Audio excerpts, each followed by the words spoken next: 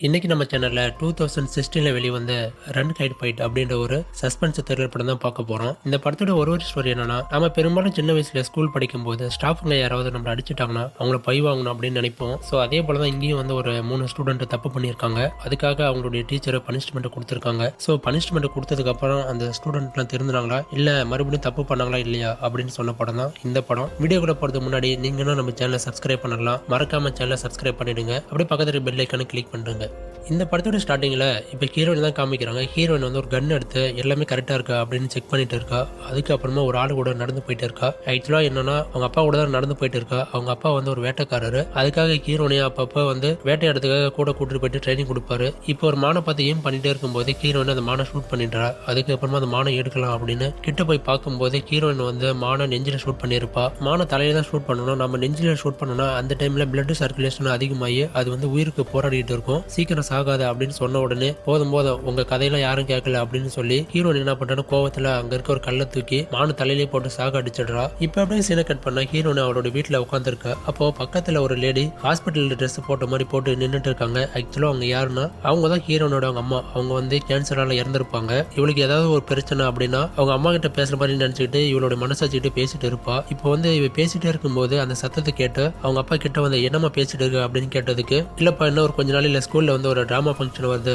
So அதை பத்தி தான் எனக்குள்ளேயே நான் பேசிட்டு இருந்தேன் அப்படின்னு சொல்லிட்டு இருக்கா. ஸோ அதுக்கப்புறமா ஸ்கூலுக்கு கிளம்பிட்டு இருக்கும்போது, இங்க பாருமா உன்னுடைய அம்மா வந்து இறந்துட்டாங்க. நீ வந்து நம்பனாலும் நம்பப்பட்டாலும் அதுதான் உண்மை. நம்ம அதை தான் ஏத்துக்கணும் அப்படின்னு சொல்லும்போது ஹீரோனி கோவப்பட்டு ஒரு மாதிரி பேசிட்டு இருக்கா. என்னன்னா, ஹீரோனி அவங்க அம்மா இறந்ததுக்கு காரணம் அவங்க அப்பா தான் அப்படின்னு நினைச்சுக்கிட்டு அவங்க அப்பா மேல அடிக்கடி கோவத்தை காட்டிட்டே இருப்பா. இப்போ வந்து வெளியில வந்து ஒரு கார் ஒரு மாதிரி சவுண்டு கேட்குது. அப்போ வந்து இவங்க 2 பேரும் பேசிட்டே இருக்கும்போது திடீர்னு அந்த கார்ல இருந்து வந்து உள்ளார வந்துடும். ஆக்சுவலா யாருன்னு, இவன் தான் இந்த படத்துடைய ஹீரோவே. ஹீரோவும் சின்ன வயசுல ரொம்ப க்ளோஸ். ஸோ எப்பயுமே வந்து அவன் தான் ஹீரோனியை ஸ்கூலுக்கு கூட்டிட்டு போவான். ஸோ அதே போல இன்னைக்கு கூட்டிட்டு போனான்னு வந்திருக்கான். ஸோ இப்போ வந்து கார்ல 2 பேரும் போயிட்டே இருக்கும்போது பின்னாடி வந்து ஒரு கார் வந்துட்டே இருக்கு. அதுல யாரு வரானா, அவனும் இவங்க ஸ்கூல்ல படிக்கிற ஒரு ஸ்டூடெண்ட் தான். அவன் வந்து ஹீரோனை பார்த்து ஒரு மாதிரி பேடா பேசிட்டு வரான். இதனால ஹீரோனி ஓவரா கோவப்பட்டு கத்தி விட்டுடுறா. சரி இவங்க பேசிட்டே தான் இருப்பாங்க, நம்ம வந்து காரை கொஞ்சம் ஸ்லோ பண்ணலாம் அப்படின்னு ஹீரோ வந்து காரை ஸ்லோ பண்ணும்போது அந்த கார் வந்து ஸ்டாப் ஆகுது. ஏன்னா அந்த கார் வந்து ஒரு ஓல்டு மாடல் காரு. அது ஸ்லோ பண்ண ஸ்டாப் ஆயிடும். அந்த சமயத்துல பக்கத்துல ஒரு வயல்வெளியில ஒருத்தன் வந்து ஒரு பக்கெட் மாதிரி வைக்கிறான். இதை பார்த்த உடனே 2 பேரும் என்ன பேசிட்டு இருக்காங்கன்னா, இவனை தானே வந்து ஒரு கொஞ்ச நாளைக்கு முன்னாடி ஸ்கூலை விட்டு சஸ்பெண்ட் பண்ணாங்க.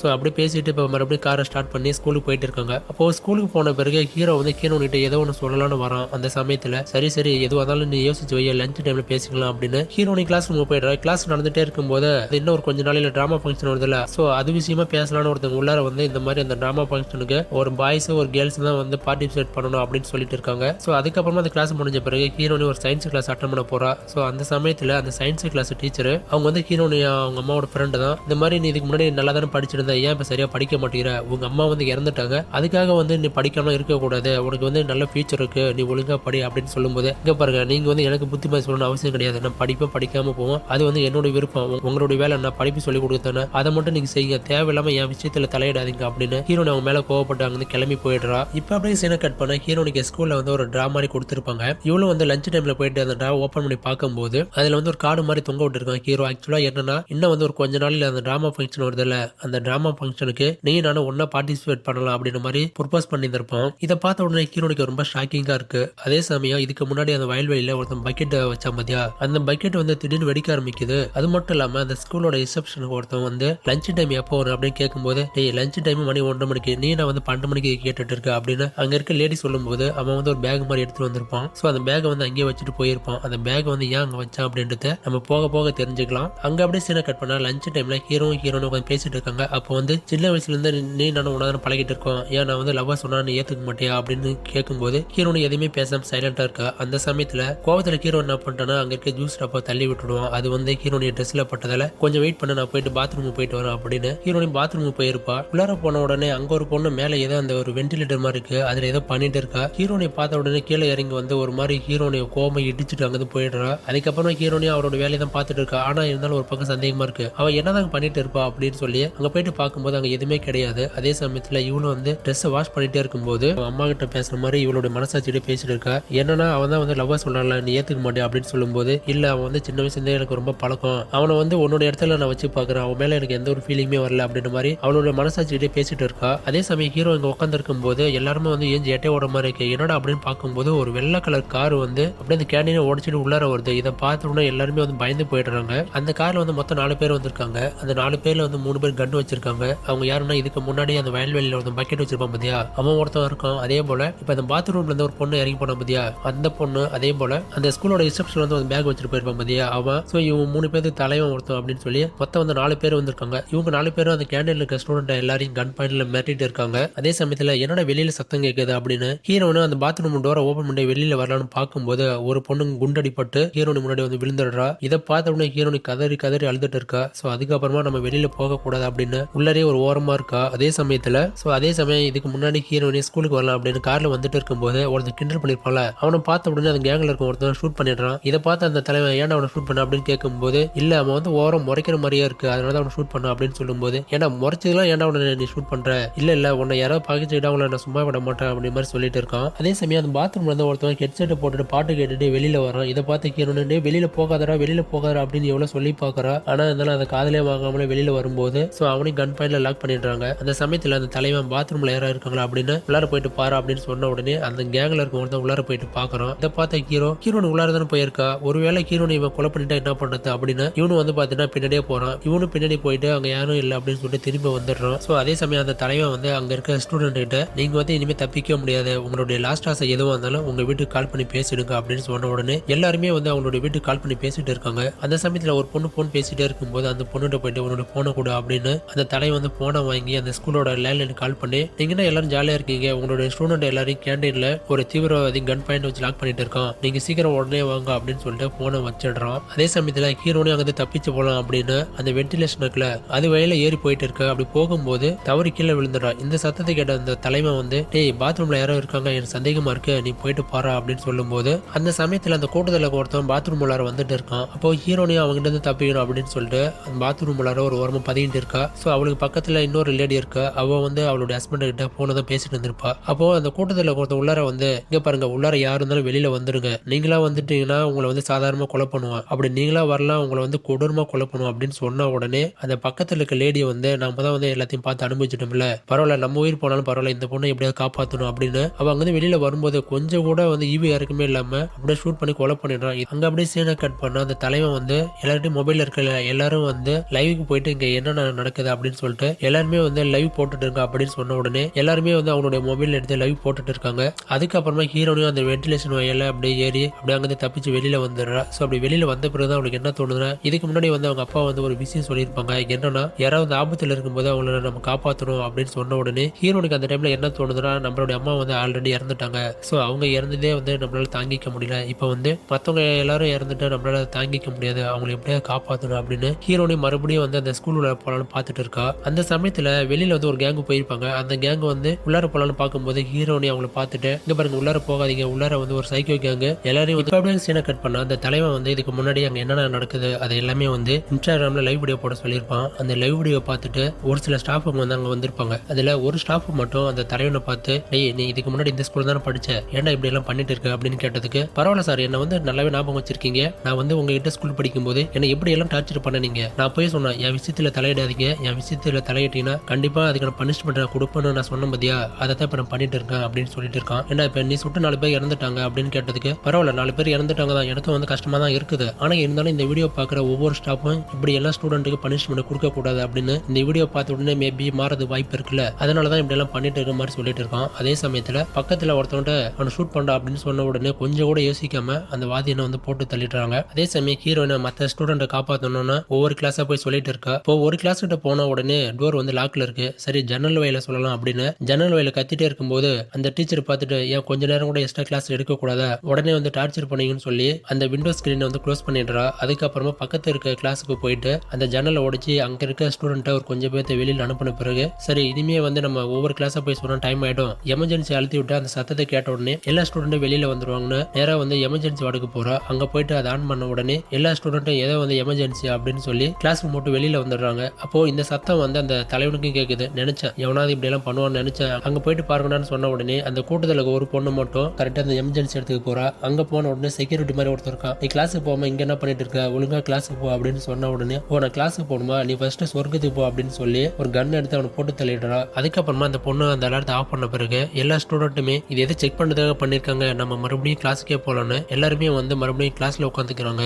அதே சமயத்துல போலீஸ் போலீஸ்காரங்க என்னதான் பண்ணிட்டு இருக்காங்க அப்படின்னு பார்க்கும்போது அந்த ஊர்ல அங்கங்க பாம்பு வச்சிருப்பாங்க பாத்தீங்களா, அந்த பாம்பு எல்லாமே வெடிக்க ஆரம்பிக்குது. கிட்டத்தட்ட ஒரு 10-15 இடத்துல பாம்பு வெடிக்க ஆரம்பிக்குது. போலீஸ்காரங்க என்ன பண்ணது ஒண்ணுமே புரியல. ஒரே நாளிலே இப்படி எல்லாம் நடந்தா என்ன பண்ணது அப்படின்னு யோசிச்சுட்டு இருக்கும்போது இதுக்கு முன்னாடி அந்த ஸ்டூடெண்ட் எல்லாருமே அவங்க வீட்டுக்கு கால் பண்ணிருப்பாங்க பாத்தீங்களா, அந்த பேரண்ட்ஸ் எல்லாருமே போலீஸுக்கு கால் பண்ணி எங்களுடைய பசங்களை வந்து யாரோ தீவிரவாதிங்க துப்பாக்கி முனையில மிரட்டிட்டு இருக்காங்க அப்படின்னு சொன்ன உடனே போலீஸ்காரங்களுக்கு மறுபடியும் ரொம்ப தலைவலியா இருக்கு. ஏன்னா அது எல்லா இடமும் பாம்பு வெடிக்குது. அதே சமயத்துல ஸ்கூல்லயும் நிறைய பசங்களை வந்து தீவிரவாதிகள் கன் பாயிண்ட்ல மிரட்டிட்டு இருக்காங்க, என்ன பண்றது அப்படின்னு ரொம்பவே வந்து தலை பிச்சிட்டு இருக்காங்க. சரி நம்ம ஸ்கூலுக்கு போலாம் அப்படின்னு அந்த போலீஸ்காரங்க அவங்களோட கேங்க கூட்டிட்டு அந்த ஸ்கூலுக்கு என்ட்ரன்ஸ் சைடு வரும்போது அங்கேயும் பாம்பு வச்சிருப்பாங்க. அந்த பாம்பு வெடிச்சதால 2-3 போலீஸ்காரங்க அங்கேயே இறந்துட்டாங்க. இதனால அந்த இன்ஸ்பெக்டர் சரி நம்ம அவசரப்பட தேவையில்ல, உள்ளார வந்து எத்தனை ஸ்டூடெண்ட் இருக்காங்கன்னு தெரியல, அவங்களுக்கு வந்து பாத்தீங்கன்னா மேபி உயிருக்கு ஆபத்தா இருக்கும், நம்ம உள்ளார நம்ம போக தேவையில்ல, கொஞ்ச நேரம் வெயிட் பண்ணும் அப்படின்ற மாதிரி அந்த இன்ஸ்பெக்டர் சொல்லிட்டு இருக்கான். சோ அதே சமயத்துல ஹீரோயின் அங்க நடந்து போயிட்டே இருக்கும்போது பக்கத்துல யாரோ வர மாதிரி தெரியுது. இதனால அவ என்ன பண்ணா, இதுக்கு முன்னாடி ஒரு சில பேர் இறந்திருப்பாங்கல்ல, அவங்களும் மாதிரி இறந்த மாதிரி ஆக்டிங் பண்ணிட்டு இருக்கா. அப்போ அந்த கூட்டத்துல ஒரு பொண்ணு தான் அங்க வந்துட்டு இருக்கா போல.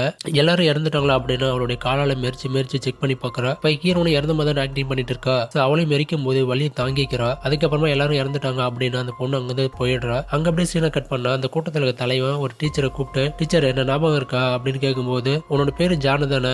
ஆமாம் டீச்சர், என் பேரு ஜானு தான், எனக்கு வந்து உங்களை ரொம்ப பிடிக்கும். இப்ப நீங்க என்ன பண்ணீங்கன்னா உங்களுடைய ட்ரெஸ் எல்லாத்தையும் ஓபன் பண்ணுங்க, நீங்க ட்ரெஸ் ஓபன் பண்ணீங்கன்னா நான் எல்லாரையும் விட்டுட்டு நான் இங்க போயிடுவோம் அப்படின்னு சொல்லும்போது அந்த டீச்சர் கொஞ்சம் யோசிக்கிறாங்க. நீங்க வந்து யோசிக்கலாம் தேவையில்ல, நான் சொல்றதை நீங்க கேட்டுதான் ஆகணும், ஏன்னா இங்க இருந்து யாராலும் தப்பிக்க முடியாத மாதிரி சொல்லும்போது அந்த டீச்சரும் வந்து ட்ரெஸ் ஓபன் பண்ணிட்டே இருக்காங்க. அந்த ஹீரோ வந்து அந்த வீடியோ எடுத்துட்டு இருக்காங்க பாத்தீங்களா, அந்த சமயத்துல எல்லாரும் லைவ்ல பாத்துட்டு இருக்கும்போது நீங்க எதுக்காக இப்படி எல்லாம் பண்றீங்க அப்படின்னு கேட்கும்போது அவன் வந்து அந்த தலைவனோட மைண்ட் டைவர்ட் பண்றதுக்காக இந்த மாதிரி எல்லாரும் கேள்வி கேட்கறாங்க, நீங்க எதுக்காக வந்து ஸ்கூல்ல ஹைஜெக் பண்ணிருக்கீங்க அப்படின்னு சொல்லி எல்லாரும் கேள்வி கேட்கறாங்க, நீங்க பதில் சொல்லுங்க அப்படின்னு சொல்லி அவனோட மைண்டை டைவர்ட் பண்ணிட்டு இருக்கான். அதனால அந்த தலைவன் போனை வாங்கி அந்த ஃபாலோவர் கிட்ட எதுக்காக நாங்க இப்படி எல்லாம் பண்றோம் அப்படின்னு சொல்லி பதில் சொல்லிட்டு இருக்கான். அதே சமயம் ஹீரோயின் அங்க கொஞ்சம் கொஞ்சமா நகர்ந்து போயிருக்கா. அப்பதான் வந்து அந்த கூட்டத்தில் இருக்க அந்த பொண்ணுக்கு இங்க யாரோ ஒருத்தர் இருந்தாங்களா, திடீர்னு காணாம போயிட்டாங்களா அப்படின்னு அவளும் அங்க கொஞ்சம் கொஞ்சமா ஹீரோனை ஃபாலோ பண்ணி போயிட்டே இருக்கா. அப்போ ஒரு இடம் போன பிறகு ஹீரோனை ஷூட் பண்ணலாம் அப்படின்னு அந்த பொண்ணு எல்லாருமே ஷூட் பண்ணிட்டே இருக்கா. ஒரு கட்டத்துக்கு மேல 2 பேரும் பயமா சண்டை போட்டுட்டு இருக்கும்போது அந்த பொண்ணு ஹீரோனை பயமா ஷூட் பண்ணலாம் ட்ரை பண்ணும்போது ஹீரோனி தான் இதுக்கு முன்னாடி அவங்க அப்பாவோட போயிட்டு நிறைய வேட்டையாடி இருப்பாள். அதனால வந்து அந்த துப்பாக்கி ஷூட் பண்ணது அவளுக்கு கொஞ்சம் சர்வீஸ் இருக்கும். அதனால அவருடைய கண்ணை வாங்கி அந்த பொண்ணை ஹீரோனை நெத்தி போட்டுல போட்டு சாகடிக்கிறா. அங்க அப்படியே சீனை கட் பண்ண போலீஸ்காரங்க எல்லாரும் அந்த கேண்டீனை சுத்தி வளைச்சிருப்பாங்க. அப்போ உள்ளார என்ன நடக்குது அப்படின்னு போலீஸ்காரங்களுக்கு தெரியக்கூடாதுன்னு அங்க இருக்க அந்த பெஞ்சு டேபிள் எல்லாம் நிக்க வச்சு மறைச்சிருப்பாங்க. அதே சமயம் ஹீரோனு அந்த கூட்டத்தில் இருக்க பொண்ணு வந்து ஷூட் பண்ணிருப்பா பாத்தீங்களா, அந்த சத்தத்தை கேட்ட உடனே அந்த கூட்டத்தில் இருக்க ஒரு குண்டு பையன் இந்த சத்தத்தை கேட்டு ஃபாலோ பண்ணி போயிட்டே இருக்கான். அப்போ அங்க போகும்போது ஹீரோயின் ஒரு கட்டை எடுத்து அவனை அடிச்சு ஒரு கிளாம்ப்ல லாக் பண்ணிடுறா. சோ நீங்க எதுக்காக இப்படி எல்லாம் பண்ணிட்டு இருக்கீங்க, ஏன் வந்து இத்தனை ஸ்டூடெண்ட் கொலை பண்ணீங்க, எதுக்காக வந்து ஸ்கூல்ல வந்து ஹைஜெக் பண்ணீங்க அப்படின்னு கேட்கும்போது அப்பதான் வந்து அவன் என்ன சொல்றானா, நான் வந்து கொஞ்சம் குண்டா இருந்தால வந்து பசங்க எல்லாரும் எனக்கு கிண்டல் பண்ணுவாங்க, இதை வந்து நான் டீச்சர்கிட்ட சொல்லும் போது அதை வந்து அவனும் கண்டுக்காம என்ன வந்து ஓவரா நக்கல் பண்ணி சிரிச்சுட்டே இருப்பாங்க. சோ இப்படி எல்லாம் இருக்கும்போது எனக்கு எப்படி இருக்கும், குண்டா போனது ஏன் தப்பா, டீச்சர் மட்டும் கொலை பண்ண மாட்டேன், ஸ்டூடெண்ட் சேர்த்து தான் கொலை பண்ணும் அப்படின்ற மாதிரி ஹீரோன் கிட்ட சொல்லிட்டு இருக்கான். சோ இதெல்லாம் கேட்ட உடனே ஹீரோனுக்கு என்ன பண்ணுது ஒண்ணுமே புரியல. அதுக்கப்புறமா ஹீரோன் என்ன சொல்றானே, இங்க பாரு நீ ஸ்கூல் படிக்கும் போது இந்த ஸ்டாஃபுங்க வேற ஸ்டூடெண்ட் வேற அவங்க எல்லாருமே போயிட்டாங்க, நீ வந்து தேவையில்லாம இப்படி எல்லாம் பண்ணிட்டு இருக்க, நீ வந்து இப்ப கன் எடுத்து இதே போல மிரட்டும் போது இப்ப இருக்க ஸ்டூடெண்ட் எல்லாரும் நாங்களும் ஸ்கூல் படிக்கும் போது இப்படிதான் பண்ணாங்க அப்படின்னு ஒன்ன மாதிரி கன் எடுத்துட்டு எல்லாரும் ஷூட் பண்ண ஆரம்பிச்சா எல்லாருக்கும் தான் ஆபத்து, நீ கொஞ்சம் யோசிச்சு பாரு, இங்க பாரு உன்னோட தலைவன் வந்து வேற ஒரு மோட்டிவா இப்படி எல்லாம் பண்ணிட்டு இருக்கான், அவன் சொல்றான்னு சொல்லி நீ கேட்டுக்கிட்டு தேவையில்லாம தப்பு மேல தப்பு பண்ணிட்டு இருக்க அப்படின்னு சொல்லும் போது அவனும் கொஞ்சம் லைட்டா யோசிக்க ஆரம்பிக்கிறான். அதுக்கப்புறமா நம்ம இவ்வளவு பெரிய தப்பு பண்ணோமா அப்படின்னு லைட்டா அவனுடைய மைண்ட் மாறுது. அதே சமயம் ஹீரோன்னு அந்த தலைவனுக்கு தெரியாம ஒருத்தர் அங்க வந்து அனுப்பிட்டே இருக்கா. அப்புறமா தான் தெரியுது இந்த நியூஸ் எல்லாமே அந்த ஹீரோ லைவ் வீடியோ போட்டிருப்பான் பாத்தீங்களா, சோ அது மூலமா நியூஸ்ல ஹெட்லைனா வந்துட்டு இருக்கு. அதுக்கப்புறமா தான் தலைவன் பார்க்கும்போது என்ன இங்க இருக்க ஸ்டூடெண்ட் எல்லாரும் ஒரு சில பேர் காணாம போயிட்டாங்க, எப்படி இருந்து தப்பிச்சு போறாங்க அப்படின்னு பார்க்கும்போது தான் சரி நம்ம கேங்ல இருந்து ஒரு பொண்ணு எங்க போயிட்டு அவளுக்கு கால் பண்ணி பாருங்கடா அப்படின்னு சொல்லும் போது அவளுக்கு கால் பண்ண உடனே அந்த போனை வந்து ஹீரோனு தான் வச்சிருப்பா. ஹீரோயின் போனை எடுத்து அட்டன் பண்ணிட்டு எதுவுமே பேசாம சைலண்டா இருக்கா. உண்மையை சொல்லுவாங்க, யாரு போனை வச்சிருக்க, எதுவாக இருந்தாலும் பேசுங்க, சைலண்டா இருக்காதீங்க அப்படின்னு சொல்லும் போது ஹீரோனு ஹலோன்னு சொல்லி பேசிட்டு இருக்கா. ஓ ஒரு பொண்ணு தான் இப்படி எல்லாம் பண்ணிட்டு இருக்கியா, சரி சரி நான் சொல்றது மட்டும் கேளு, ஒழுங்கா வந்து கேண்டீனுக்கு வந்துடு, நீ கேண்டீனுக்கு வரலன்னா நீ வரதுக்கு எவ்வளவு லேட் ஆகுதோ ஒவ்வொரு செகண்டுக்கும் இங்க வந்து ஒரு கொலை உயம் அப்படின்னு சொல்லும் போது சாம்பிள் பாக்குறியா அப்படின்னு சொல்லிட்டு அங்க இருக்க ஒரு பொண்ணை வந்து ஏசிக்காம ஷூட் பண்ணிடுறான். இதை பார்த்த உடனே ஹீரோனு சரி சரி யாரையும் ஷூட் பண்ணாத, உனக்கு நான் தானே வேணும், வெயிட் பண்ண நான் வரேன்னு சொல்லி ஹீரோனு அங்க போயிட்டு இருக்கா. சோ இது எல்லாத்தையும் ஹீரோனு உங்க அப்பா வெளியில இருந்து பரவாயில்ல எல்லாரும் காப்பாத்துறதுக்காக நம்ம பொண்ணு இப்படி எல்லாம் படாத பாடுபடுறா, அவளுக்கு நம்ம ஏதாவது ஹெல்ப் பண்ணணும் அப்படின்னு சொல்லிட்டு அவன் அப்பா என்ன பண்ணா வீட்டுக்கு போயிட்டு அவன் ஆல்ரெடி வேட்டையாடுவோம் மதியா அந்த கண்ணை எடுத்துட்டு வந்து யாருக்கும் தெரியாம அங்க ஒரு இடத்துல நின்று பயன் பண்ணிட்டு இருக்கான். சோ அந்த சமயத்துல அந்த ஹீரோன்னு அந்த குண்டு பையன் ஒருத்தர் கட்டி போட்டு இருப்பா பாத்தீங்களா, அவங்கிட்ட போயிட்டு நான் சொல்ல மாதிரி பண்ண, நான் சொல்ற மாதிரி நீ கேட்டினா நீ வந்து இந்த ஊருக்கே ஹீரோ ஆயிடுவ, அப்படி நான் சொல்ல மாதிரி நீ கேட்கலனா உன்னை வந்து போலீஸ்காரங்க அரெஸ்ட் பண்ணிடுவாங்க அப்படின்னு சொல்லி ஹீரோ வந்து கட்ட அவுத்து விட்டுட்டு அங்க கிளம்பிடுறா. சோ அவனும் வந்து பின்னாடியே ஃபாலோ பண்ணிட்டே வரான். அப்போ அந்த கேண்டீன் வந்த பிறகு ஓ நீ தான் இப்படி எல்லாம் பண்ணிட்டு இருக்கியா, சரி அதெல்லாம் இருக்கட்டும், எங்க கேங்ல ஒரு பொண்ணு இருந்துச்சுல அந்த பொண்ணு எங்க அப்படின்னு கேட்கும்போது அந்த பொண்ணை நான் கொலை பண்ணிட்டேன் அப்படின்னு சொன்ன உடனே அந்த தலைவன் பக்கத்துல ஒருத்தன் இருக்கான், அவன் வந்து கதறி கதறி அழுதுட்டு இருக்கான். ஆக்சுவலா என்னன்னா அவனுடைய அக்கா தான் அந்த பொண்ணு, நீ வந்து என்னோட அக்காவை கொலை பண்ணிட்டியா, உன்னை சும்மா விட மாட்டான் அப்படின்னு ஹீரோனை ஷூட் பண்ண பார்க்கும்போது அந்த தலைவன் தடுத்து டேய் அவ வந்து உன்னோட அக்காவே கொலை பண்ணிருக்கா, நீ வந்து எடுத்தோன்னே ஷூட் பண்ண அவ சீக்கிரமா செத்துருவா, கொஞ்சம் கொஞ்சமா வழியை அனுபவிச்சுதான் சாகணும் அப்படின்னு சொல்லி 2 பேரும் துப்பாக்கி எடுத்து ஷூட் பண்ண பாக்குறாங்க. அந்த சமயத்துல அந்த குண்டு பையன் அங்க வந்து நீங்க பண்ணது ரொம்ப தப்பு, நம்ம வந்து உண்மையை சொல்லி போலீஸ் கிட்ட சரண்டர் ஆயிடலாம் அப்படின்னு சொல்லும் போது என்னடா நல்லவனா மாறிட்டியா, இந்த ஸ்கூல்ல இருக்க எல்லா ஸ்டூடெண்ட் ஸ்டாஃப்லாம் உன்னை எப்படி எல்லாம் கிண்டல் பண்ணாங்க, நீங்க வந்து கண்ணை கீழே போடுறீங்களா இல்ல நாங்க ஷூட் பண்ணுவோம் அப்படின்னு சொல்லிட்டு அவன் வந்து அந்த தலைவனோட கையில வந்து ஷூட் பண்ணிடுறான். சோ இதனால கடுப்பான பக்கத்துல இருந்த ஒருத்தவன் அந்த குண்டு பையனை கொஞ்சம் கூட யோசிக்காம துப்பாக்கியில ஷூட் பண்ணி கொலை பண்ணிடுறான். இதை சாக்கா பயன்படுத்திக்கிட்டு ஹீரோவும் ஹீரோயினும் அங்கிருந்து தப்பிச்சு போலாம் அப்படின்னு பார்க்கும்போது எதாச்சும் அந்த ஹீரோட வயிற்றுல வந்து குண்டடி பட்டுடுது. ஸோ இதனால ஹீரோனு அவனை அங்கிருந்து கொஞ்சம் கொஞ்சமா கூட்டிட்டு போயிட்டு ஒரு சோபா செட்ல உட்கார வைக்கிறா. அந்த சமயத்துல ஐ லவ் யூ அப்படின்னு சொல்லலாம்னு பார்க்கும்போது ஹீரோனு என்ன சொல்லனா, நீ இப்ப சொல்லாத, நீ இப்ப சொன்னாலும் வந்து எனக்கு அந்த அளவுக்கு இன்ட்ரெஸ்டா இருக்காது, நம்ம வந்து அந்த டிராமா ஃபங்க்ஷன் போவோம் பாத்தீங்களா, அங்க வந்து நீ லவ் சொல்ல அப்ப நான் அக்செப்ட் பண்ணிக்கிறேன் அப்படின்னு சொல்லிட்டு ஹீரோனு அங்கிருந்து தப்பிச்சு ஓடிட்டு இருப்பா. ஸோ அப்ப பின்னாடியே அந்த கேங்ல இருக்க ஒருத்தவன் ஹீரோனை ஃபாலோ பண்ணிட்டே வருவான். இது எல்லாத்தையும் ஹீரோனு அவங்க அப்பா மேல இருந்து பார்த்துட்டு தான் இருக்காரு. அப்போ கெமிஸ்ட்ரி லேபுக்கு வந்த பிறகு ஹீரோனு அவனுக்கு தெரியாம ஒரு இடத்துல மறைஞ்சிருக்கா, ஒரு ஆசிட் மாதிரி எடுத்து அவனோட மூஞ்சில அடிச்சு விட்டுறா. ஸோ இதனால கண்ணு தெரியாம அங்கேயும் இங்கே மட்டும் ஷூட் பண்ணிட்டு இருக்கான். ஒரு கட்டத்துக்கு மேல ஹீரோனோட நெத்தி போட்டு லாக் பண்ணி மாட்டினியா அப்படின்னு சொல்லும் போது இங்க ஹீரோனு அவங்க அப்பா வந்து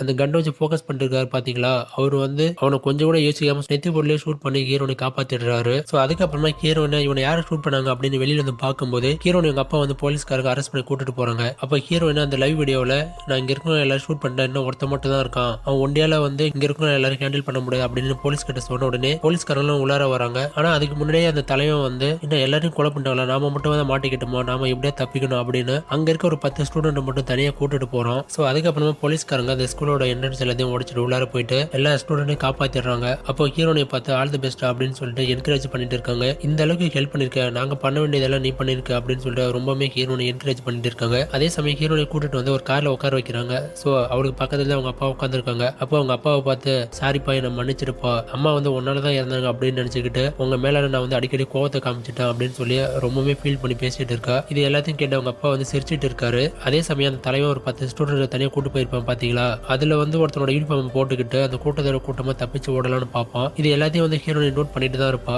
அப்போ அந்த காட்டு வயல தப்பிச்சு ஓடத்தை பார்த்த உடனே ஹீரோனி அவங்க அப்பா கிட்ட சரிப்பா உங்களோட கண்ணு எங்க அப்படின்னு கேட்கும்போது இல்ல அதை வந்து போலீஸ்காரங்க வாங்கி ஒரு பொட்டியில வச்சாங்க அப்படின்னு சொல்லும் போது ஹீரோனியும் போயிட்டு அந்த கண்ணை எடுத்துக்கிட்டு அவனை ஃபாலோ பண்ணி காட்டுள்ளார போயிட்டே இருக்கா. அப்போ ஹீரோனி அவளுடைய நெஞ்சிலே ஏம் பண்ணி ஷூட் பண்ணிடுறா. அதுக்கப்புறம் கிட்ட போயிட்டு எங்க அப்பா வந்து எப்பயுமே ஒரு விலங்கை வந்து தலையில